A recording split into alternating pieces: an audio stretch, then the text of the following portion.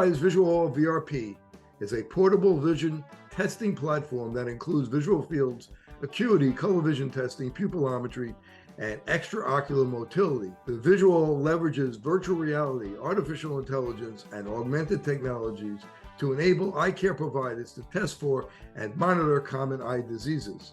Visit alleyes.com for more information.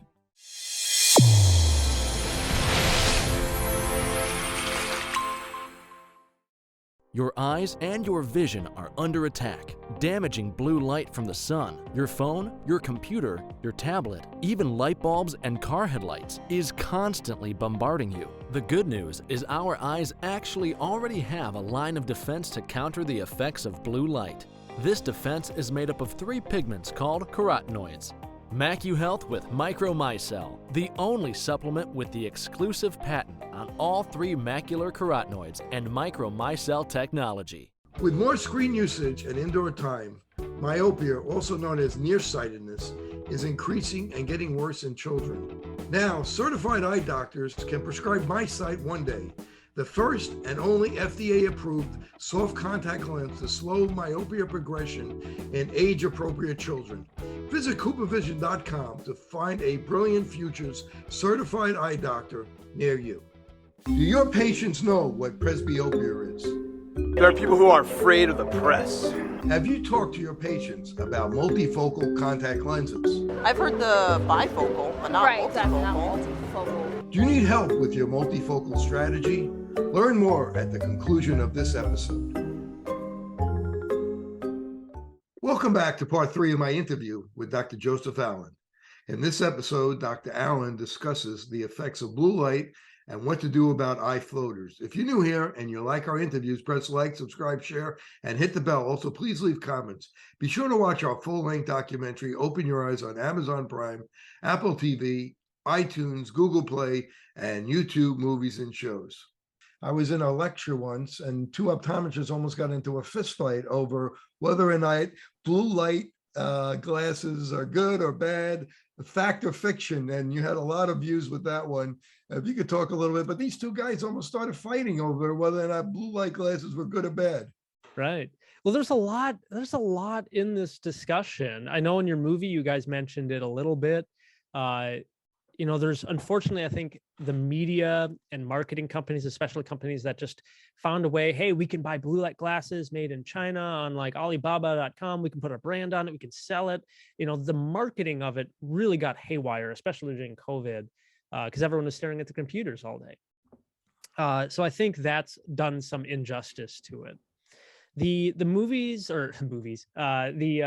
that I've done on YouTube about it, I'll be honest, I try to stay a little bit in the middle ground. I try to be very cautious about that, the words I use, saying that things may or things suggest, and try not to make a definitive claim about it, because there's always new research. And some of the research that we currently have isn't necessarily the best research. So the videos, the specific one that you're kind of mentioning, I kind of just break down the 3 arguments behind blue light. That, hey, does it affect your sleep cycle? Does it help with eye strain? And then does blue light affect the health of the retina? And at least right now, and I try to stay on top of new research, it's still largely kind of the same claim. Yes, blue light can affect your sleep cycle. The exact best kind of recommended way to consider blue light protection, there isn't really a standard that's out right now or widely accepted guideline. I know there's several that other professionals have recommended, which I largely agree with. Like blue light has some health benefits, especially in the early morning, to experience blue light, because it'll basically dampen down the melatonin effect that's going on actively in your brain to make you sleepy. It'll make you more awake, more alert. It helps your mood as well. That's another part of the whole narrative I think people has largely been ignored. It's like, yes, it affects your sleep, but it also affects your mood. Your intrinsically photosensitive retinal ganglion cells in your retina do also communicate parts of your brain that affect your mood. So I think that's something that needs to be spoken about more, but I don't know all the research on that one either, to be honest. The other big thing just about blue light and sleep cycles. It's so tough at night. Yeah, when the sun goes down, I don't want to be staring at a computer screen or bright artificial lights all night, because it definitely, I can feel the effects personally. I don't know if you have you ever felt that? Oh, absolutely. Because when you're looking at a screen, it's like 12 noon. That's what you're getting, the blue light that's at 12 noon, and you don't get the UV and you don't get the infrared and the whole spectrum. You go outside in the morning and you're exposed to the light, you're getting all the beneficial rays, 42% which are infrared, and that's very healing. And the blue light is very helpful in the morning. Then eventually the UV comes up. So there's a sun there for a reason. And if you go and you have a tree outside and you put a tarp over it, that tree's going to die. So people need to get sun. Of course, they need to get safe sun, and they need to get all the, to get to all the rays. And we have that, as you talked about, we have that different pathway through the retina, the SCN, the suprachiasmatic nuclei, which has to deal with, which deals with circadian rhythm. And so that's why we need to get out in the morning, produce the melatonin in the morning so it could be released later on before we go to bed. But if we're staring at a screen all day, we're preventing that melatonin from being made. And I was reading the comments about the blue light, and one of the things you said in the video, is that, very good advice, stop looking at a digital device 2 hours before bed. And somebody wrote, I love it, goes, what am I supposed to do for those 2 hours? Yeah, right. Well, what did you do before the computers and internet and all that? Read a book, talk with a friend, I don't know yoga, if he was relax. kidding. If he was kidding or not, but I just thought that was classic. That was classic. So talk about some of the blue light filtering lenses. They're all over the place. Everybody's trying to make a buck on these lenses. Amazon, I saw, you evaluated some of these, you reviewed them. Amazon, there's a cheap version, there's a middle version, there's more expensive versions. You can talk about some of that. Again, it's all over the place. And I did one review of it a long time ago, and this was before COVID, before this blue light blew up really big. I think a lot of the stuff on Amazon, even that video, which I think is funny, because if you watch it, every single one that I reviewed is basically horrible. It's basically just a bad thing. I gave each one basically a bad review, but I mentioned one of them was better than the others. And even that company reached out to me because they wanted to sponsor me. I'm like, what? I'm not going to do a sponsorship with you. I talked about how bad your product was. Like, how does that work? Any publicity is good publicity. Yeah. But there are lenses in the eye care world. We've been attuned to this for some time. The biggest thing is there are some lenses, some companies who do have their patents, their own proprietary designs of blocking out blue light. Now, there's ones that were made a little bit longer ago, where our concern was more about retinal health and the high energy of blue light maybe causing more oxidative stress. And they weren't so much focused on designing lenses that affect your sleep cycle. It wasn't until later did they find that, hey, the sensitivity for the retinal cells that communicate to the superior colliculus, that this was all a little bit different, higher wavelength. And so now some of the better lenses that are designed, they have found a way to block higher or a little bit longer. It's kind of around, depending on the research. And I've read research claim from 440 to 480 nanometers of light, but somewhere in that zone is the more sensitive spot for blue light. So in the world of blue light glasses, I still say the best option is not to be staring at a computer screen or have really bright white indoor lighting in the evenings. But some of the best blue light glasses, they block more in that larger zone. The tough thing is that the more longer wavelength zones you get, the more kind of orange or red the lenses become. So thankfully, a lot of these companies, they in fact designed not just ways to filter the higher wavelength, but also to make it so the lenses aren't like bright yellow. So there are better products out there than the ones you'll just buy for $20 on Amazon. And usually those are going to be bought through your eye care professional, and expect that they're going to cost a little bit more. They're probably going to cost closer to $100 at the very least. And you want to make sure, what range are they filtering in? because if Right. they don't even give you that filtering range, then you really don't know if they're actually doing anything at all. But Yeah, and there is definitely the concern of the placebo effect. I think a lot of people get into them, but not because of the sleep cycle, but because they're worried about eye strain, and that's very much still up in the air in the research, at least based on what I've read. So it's placebo effect or not for eye strain. I know for myself, I'm very light sensitive, so I find some benefit just because the little bit of a yellow shading of the lenses at least is kind of like wearing an indoor, it's like wearing sunglasses indoors for me. It just tones things down just a little bit to make it more comfortable. and what I thought was interesting, there's gamer lenses now, gamer glasses. Right. At your age, are you a gamer? I do. I love video games. That's kind of a pastime of mine. I wish I had more time to play, but there's just it's tough when you're so focused on work and doing other things, just staying active in life. So So let's go to iFloaters. 1.9 million views on iFloaters, and that's what that you had some really interesting information on helping people that have iFloaters, and that I had no idea about, and I thought it was terrific. Well, we'll let you talk about it. And first of all, tell us about iFloaters, and if you all of a sudden get iFloaters, tell us when they could be dangerous, and what you need to do if all of a sudden you're seeing these big floaters in your eye. right. Well, thank you for bringing this up. This was actually the topic that my channel first got a lot of views off of. I was at clinic one day, and it was a Saturday, so I only worked till noon. And in that 4-hour time stretch, I had like 5 people come in for sudden floaters. So I was like, okay, if I'm going to make a video talking about floaters that I could share with my patients, just 5 minutes to talk about floaters, what would I mention? The first thing is, what are floaters? Floaters are as a gel. There's a gel inside the eye called the vitreous humor, and it's mostly water, but a little bit of it's made of collagen. And as we age, this gel starts to degenerate a little bit, and it starts to clump in a way.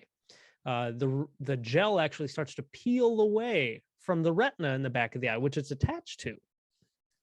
And this normally happens without really any consequence. But people often visually experience these clumps of gel in their vision because they look from left, they look to right, and they see these little hair-like dot structures, kind of like little bugs drifting back and forth. And it can be annoying. You can see them. I can see them right now if I really look around. But they're largely insignificant to the health of your eye, unless you have a sudden amount of floaters, like you go from I don't see any of them to suddenly you see 100 of them in just a matter of a few minutes to a few seconds to a few minutes, along with any sort of associated flashes of light. And the flashes of light come from as this gel peels away from the back of the eye. It's kind of like, I like to describe it like Velcro. It's like peeling Velcro from itself. But flashes of light indicate that the gel is peeling off the retina, and your retina doesn't know what to make sense of that. It's used to picking up light, but now it's getting mechanical stimulation. And so your brain just sees that as a flash of light. It doesn't know what to make sense of it. So that's how you see it. So if somebody has that, or any sudden loss of vision, like they see a dark spot in their vision, it looks like a curtain coming down from the ceiling or from the side or rising up from the floor, those are immediate telltale signs. Hey, something has changed. Do not wait. Do not say, oh, I'm going to give it a week to let it get better. You need to contact an eye care provider right away and have them check it out. Just if even on the off chance, just to make sure that everything is all right. Because so many eye care providers, it's always Friday afternoon at 4 p.m. I've been putting this off for 2-3 weeks. I thought it would get better on its own. And then we look inside, it's like, no, you have the gel inside the eye has pulled on the retina and caused a hole, a tear, or a detachment of the retina. And those can all be emergencies for the eye that need to be treated oftentimes with surgery, whether it be done with laser or having to go into the operating room to have a scleral buckle put in, which is like having a rubber band put on the eye to prevent the retina from detaching from the back. And unfortunately for people who have that, they can have significant visual changes and even vision loss from having that. So now the patient goes to the eye doctor and they just have normal floaters, Mhm. and they don't have, God forbid, a retinal detachment, a retinal tear, a retinal hole that needs surgical treatment. And now they want to get rid of these floaters. They're really driving them crazy. And you came up with you found some interesting treatments for it. Other than, we could get to the surgical treatments after, Sure. but some interesting treatments that have seemed to work. If you could talk about that. Well, one specifically that people always ask about, and it was actually suggested to me because I belong to a couple of different uh, like groups online of like either that a big group of people who suffer from eye floaters and really struggle with them. I'm part of that group. I'm also part of a group about keratoconus and dry eye. So I try to stay active in those groups online. And somebody had suggested, hey, there's this research study on eye floaters, specifically on pineapple. And so I found the research study, I read it, and it's a pilot study. It wasn't the best. There's definitely a lot of issues with it. But I liked at least the fact that they suggested something different, something new that wasn't discussed about before. And so I did a video just highlighting what that research study said. Again, it was a pilot study, so there wasn't like good controls or anything. And so I just did a video about it, but people really loved it. It was received very well. The biggest concern that I've always had, and with this research, and that it may not be that real true answer for getting rid of floaters, especially naturally, but I at least think that I think from an outside kind of top-down view, at least there's research out there that's looking for an answer for floaters, because in the eye care world, we largely say, hey, yeah, you've got floaters. Sorry, good luck. You're going to have to deal with them. So at least there's some look into it. But I thought it was interesting because, they went into different slices of pineapple and it was dose dependent. The more slices of pineapple you took, up to 3 slices, the better the floaters resolved. And I thought, that was pretty interesting because it was dose dependent. And they made a big point that you can't be using canned pineapple or you can't be using pineapple juice because in the process you get rid of the bromelain, and that's right. That's what is the seems to be the active ingredient, is the bromelain. That was their hypothesis and kind of the theory behind that. I think that study and future research would need to kind of go much deeper into it. So I traditionally don't recommend my patients to start eating pineapple, but I think it was at least, again, a good concept to start it as a pilot study. Like, hey, is this something we should look into? And I know a lot of the comments, people are always asking, can I just take bromelain as like a supplement? And I try to avoid really making comments on that because I just don't feel like there's enough research into it to really have a good solid science backing, because people often make that huge jump, right? They're like, oh, bromelain is what cures this. It's like, there's a lot more stuff going on. We need to look at this. So I think it's an early start, and the video, again, was received really well, at least for highlighting research into it. And some people claim that, yes, their floaters improved, but you have to kind of wonder if that's just time. Did it really work? Was it just placebo? Because we have to. Yeah, because It's a thought. go away typically anyway, and it might not be the bromelain, it could be something else. Yeah. But you did talk about low dose atropine, 0.01 Yeah. atropine as a treatment for floaters, and that showed some promise as well. Yeah, so that was that's been out for some time. It was originally sort of suggested. It's not like a treatment to get rid of the floaters, but to help with the symptoms of floaters. It's kind of like the opposite of the pilocarpine, where at least with pilocarpine, it was studied and approved for the treatment of presbyopia by the FDA. For atropine, we often use it off-label for several things, but there were some small studies or publications of ophthalmologists using very low dose atropine to dilate the pupil just a little bit, just a small amount, like 1 millimeter, just to help reduce the amount of shadows of the floaters being cast on the retina so that people weren't as symptomatic. And this is an option that I think a lot of eye care providers can get for their patients. It's often something that needs to be compounded. So you have to be working with a compounding pharmacy to even have your patients try it. And I've prescribed it for a few patients, and some patients haven't had success with it, while some have. So it may not be the ultimate fix, but it's at least an option to try if an eye care provider feels comfortable with it. Right. You don't want to use pilocarpine by accident because you don't want to increase the risk of retinal Right. detachment. It's funny because that wasn't a reported side effect that I've heard about. At least not many studies on pilocarpine or Vuity at this point. One thing about the pineapple, I do want to say, if you are going to try it, if you're taking anticoagulants or antibiotics, it could interfere with those medications. Yeah. And of course, just the sugar content, I mentioned that in the video, and that was mentioned in the study too. If you're diabetics, you have to be a little more cautious of, the sugar content of eating more fruit, the acid levels of pilocarpine. Now I'm mixing everything. Acid levels of pineapple can affect the teeth. It can change your taste buds in a way. So there's other things to consider.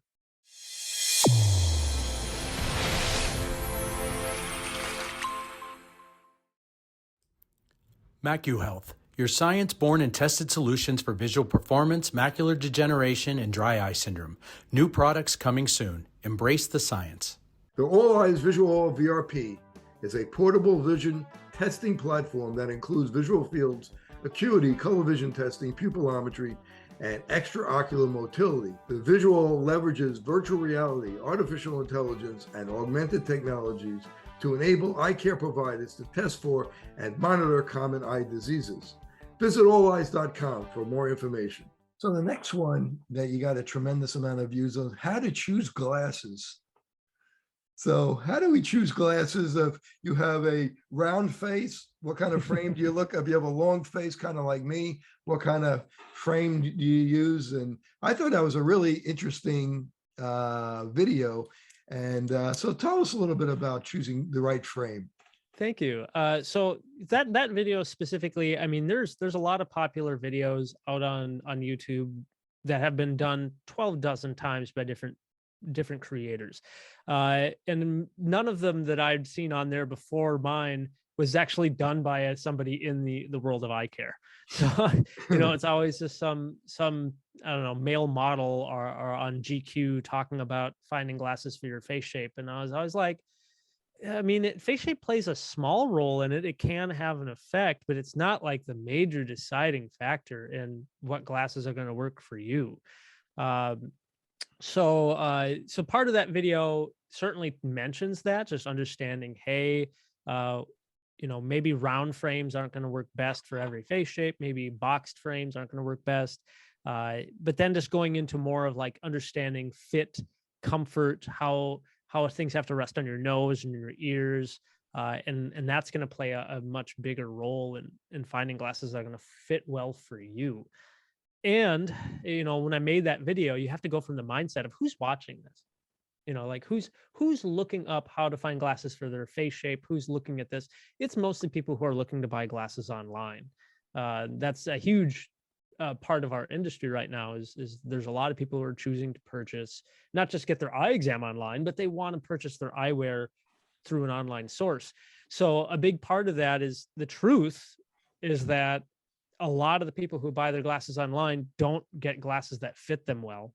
They don't sit on their face well. They're often not looking through the right prescription anymore because the optical center and just the fit of the lenses doesn't fit in those frames, and it's not fitting on their face in the right way. So it's the kind of highlight and give a little bit of a tip of like, hey, if you're going to do this, this is going to help you out a little bit.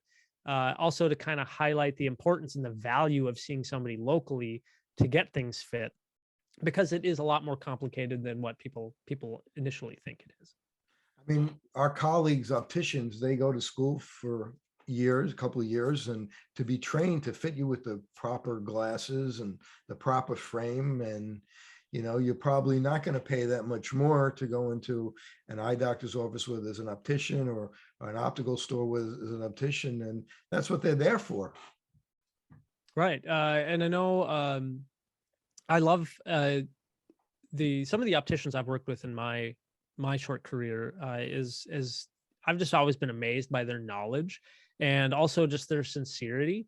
Because if you put on a frame that doesn't look good for you, or it's not going to fit good for you, they're just like, no, sorry, honey, that's not going to be the right choice. And they're not trying to upsell you something. They're trying to like honestly get you something that you're going to like, because if you like it, if you trust them, you're more likely to keep coming back to them.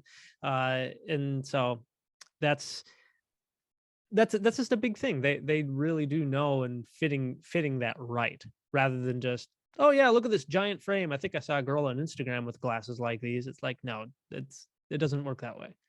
I often think of the optician almost like the pharmacist of the eye care world. And, I rely on my optician a lot. We have a number of opticians, and I rely on them. Patients ask me certain questions about their eyeglasses or whatever. And I said, well, I'm going to take you to the optician. They're going to make sure they fit comfortable, that you got the right measurement, that you're going to look through the right part of the lens, that you're not looking through a side of the lens where you're going to induce something called prism and maybe get headaches. And the progressive, you would need progressive, is going to be measured properly, because a millimeter off, depending on the prescription, can mean a lot of headaches. Yeah, absolutely.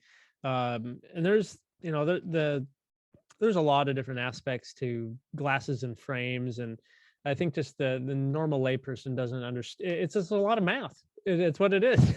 How many years and classes of optics do we take in eye care, to get your degree? And it's, a lot of people don't want to think about that. But just one more thing on this. There's the numbers on the side of the temple. If you could explain what those numbers mean, the 56, the 17, the 145.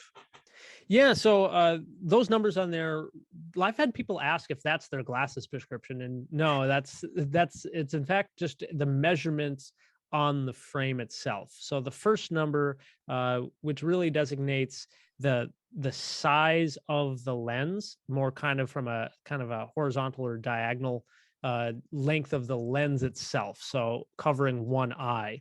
So we often have to double that because that's two eyes. The middle number is the bridge, or the size of the bridge between those two lenses over your nose. And then the final number, which is the largest, is the length of the temple. So the length from where the frame sits to around the back of your ear. And so that's kind of a rough guideline I think people can use if they have a frame that let's say they go to an optical store and maybe there's no optician to help them, or maybe they don't want help from an optician, but they're just trying to find something that fits well. They can always look at those numbers. If you have an existing frame that fits, is comfortable, you can try to find something that's close to it. It's not exact, but it may be a helpful hint just to kind of find something in the ballpark. The next one of my favorites, and I think it's my last one, I want to ask you about the one that you wrote, the video you made on how to buy sunglasses, because everybody loves sunglasses. And you said, you have many, many sunglasses, and that you love sunglasses. And how do people buy sunglasses? And there's the sunglasses at the gas station for like $5, or well, maybe now $10. And then you could buy sunglasses probably for $1,000. So right. What's the difference? What makes sunglasses comfortable and makes people feel good about themselves when they're wearing their sunglasses? Yeah, so thankfully with the world of sunglasses, there's a lot of different options. Of course, there's different frame designs, whether you want a classic aviator frame, it has a little bit more attitude feel to it. Maybe you want something more sporty, that's something specific for like a sport or activity you do. Maybe you're a fisherman, you like to be on the water. Maybe you're going downhill slope skiing or something. The big deal for me, the thing that really separates it, is that some brands are dedicated to making frames. There's the frame, and then there's the lenses. So the frame, they're dedicated to making frames that, hey, they're comfortable, that they don't slip off your face. So if you're out fishing, you maybe want something that has more of like rubber tips that are back behind your ear, so that they don't just slide off your face and fall in the water. That's an example. Or perhaps you want a lens, glasses lenses, and this is a big difference, where like the $10 gas station sunglasses versus the higher end sunglasses that you'll find often has to do with the lens material and the optics through those lenses. Most of the ones that you buy that are just over the counter at some gas station are usually made of a cheaper polycarbonate material, which we use for glasses and safety lenses all the time.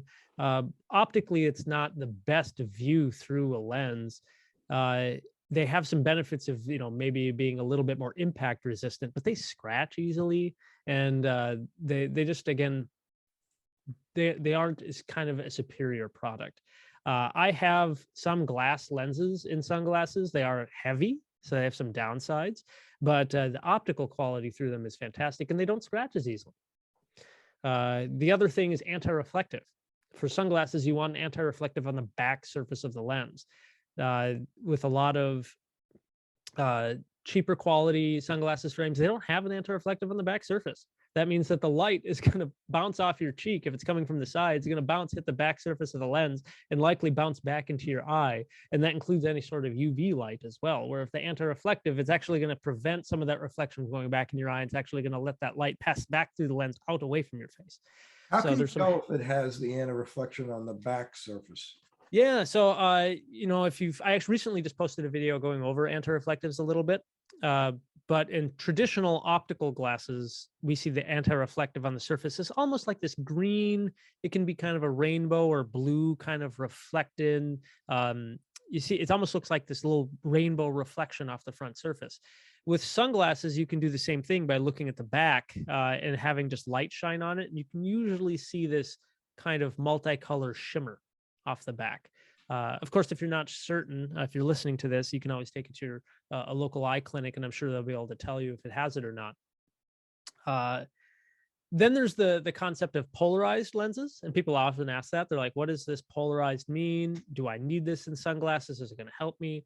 I think for most people, polarization is fantastic. It largely just helps cut down glare, especially glare off of flat horizontal surfaces, roads, water specifically.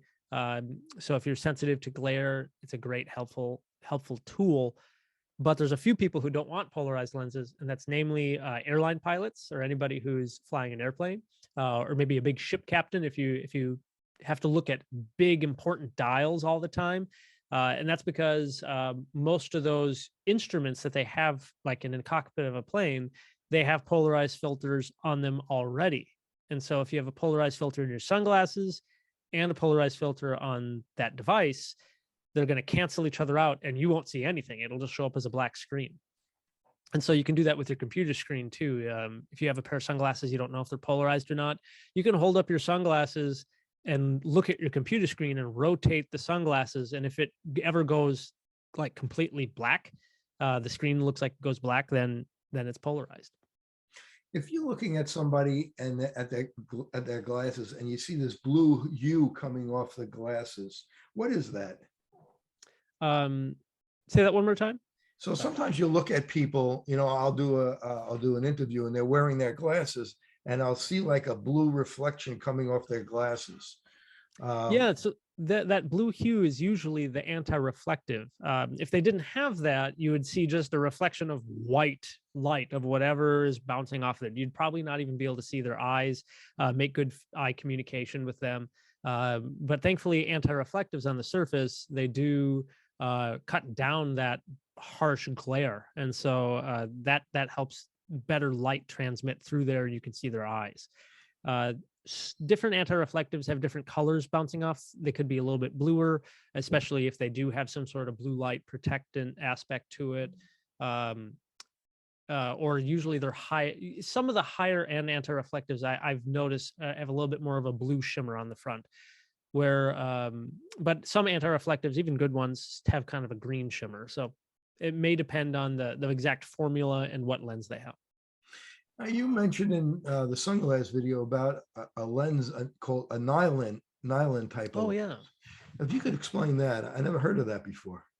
So yeah, there's different lens materials. Polycarbonate's been around for a long time. Before that, we have CR39, different type of plastic, glass. Those are traditionally been around for some time.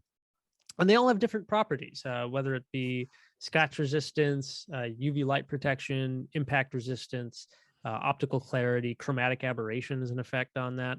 Nylon is a newer lens material. I've never seen it for like prescription glasses per se, but I've seen it for sunglasses, and they have the benefit of having less chromatic aberration problems as polycarbonate. They're very lightweight. They have great for scratch resistance and impact resistance, and so you'll see a lot more sunglasses now being made of that as well. So are there many different brands that make it out of nylon? I know of at least 2 or 3 different brands that are making it right now. Not necessarily all of them. I don't know what the cost is for these companies for it, but I noticed at least one of them that makes them out of nylon. They don't have a backside anti-reflective, which I gave them that in a criticism of a review I did. Is that it's like, hey, it's just a good lens. I like it. They're lightweight. But why don't you have an anti-reflective on the back of this? You're supposed to be like this world-class brand. Like, you're missing this fundamental thing on good sunglasses. So it's just something to kind of shop around for.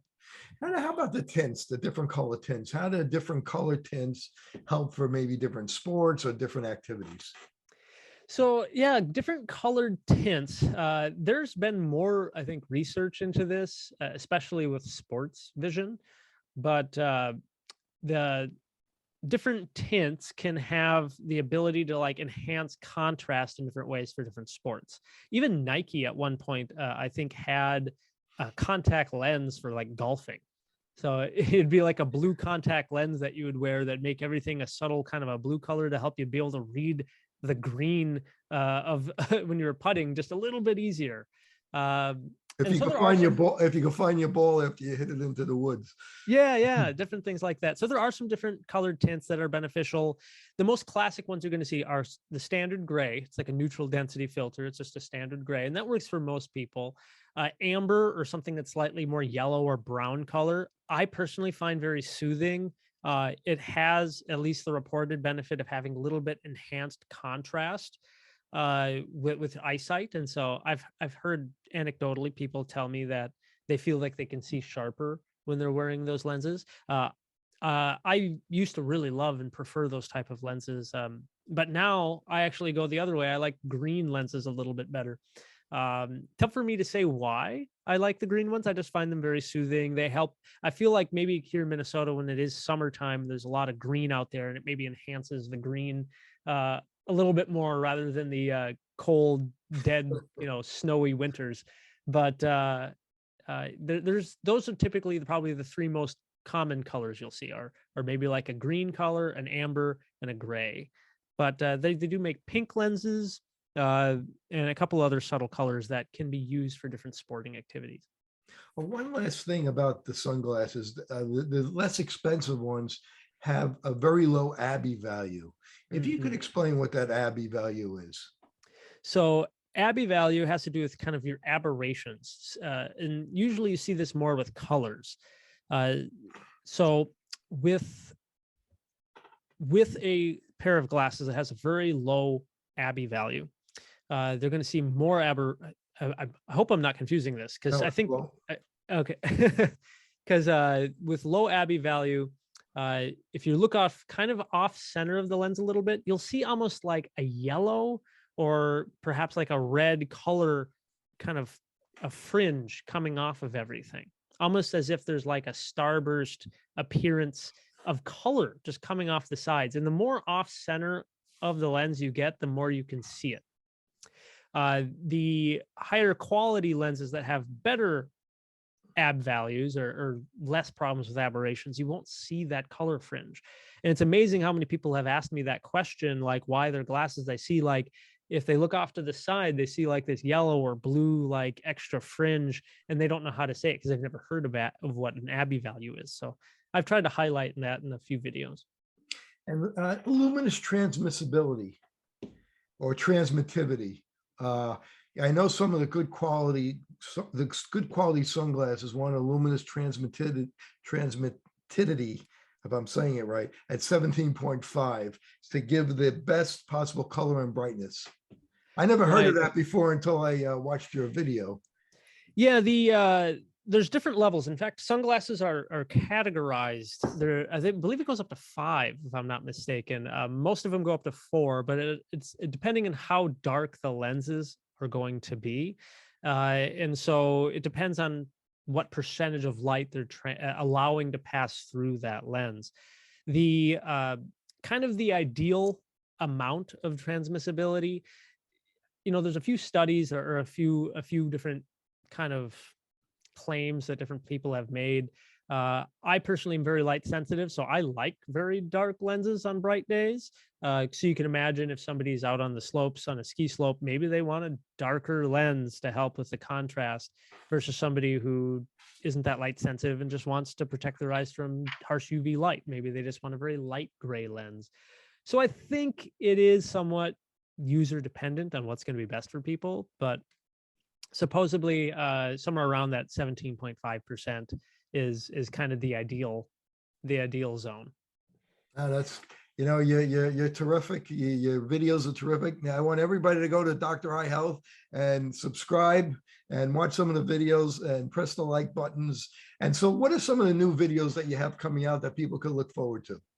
Right now, I'm focusing on making I'm going into making like video series, going to go deeper dive into some topics, especially around disease. So there's an eye condition called keratoconus.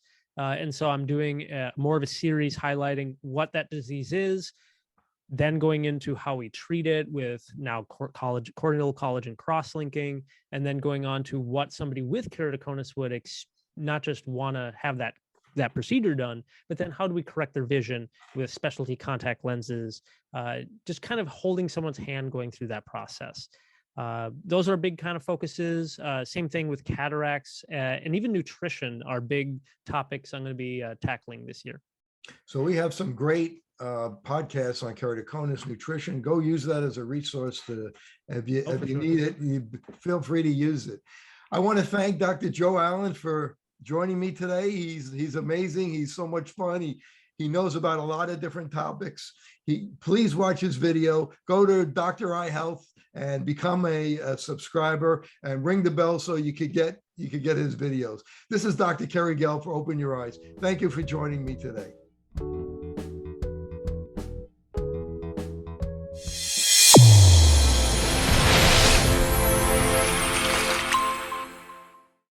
Your eyes and your vision are under attack. Damaging blue light from the sun, your phone, your computer, your tablet, even light bulbs and car headlights is constantly bombarding you. The good news is our eyes actually already have a line of defense to counter the effects of blue light. This defense is made up of 3 pigments called carotenoids.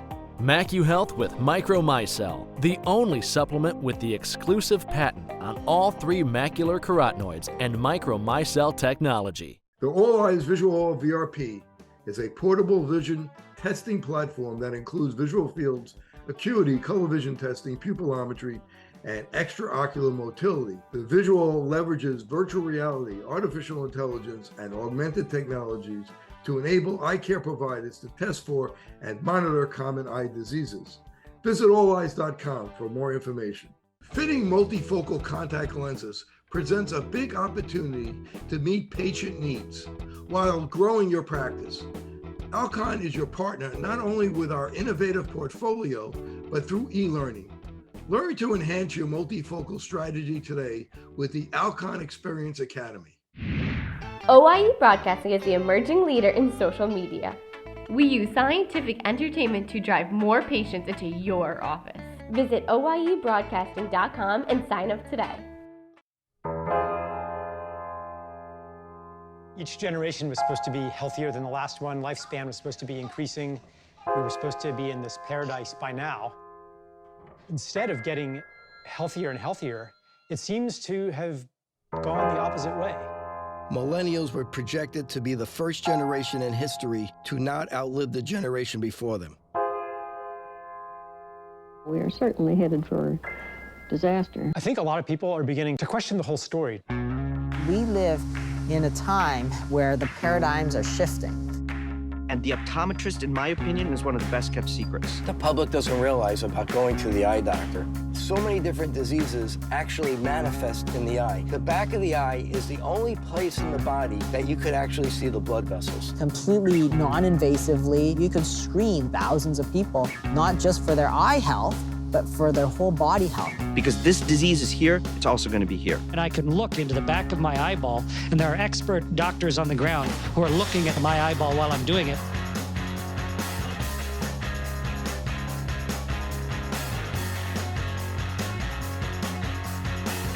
The eye is the canary of the mind. The eye is the kingdom.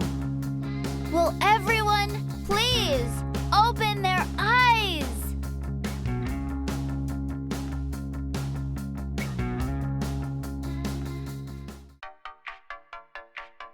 Since I bought Safe For You, my dad makes me clean his boat. Es natural y es un buen producto. Every time I go back to school, my mom always makes sure that I have my Safe For You products. I bring extra, and my roommates certainly don't mind. It's a good thing I had Safe For You to clean up after this little guy. When my hands get dry, I like to wash them with Safe For You.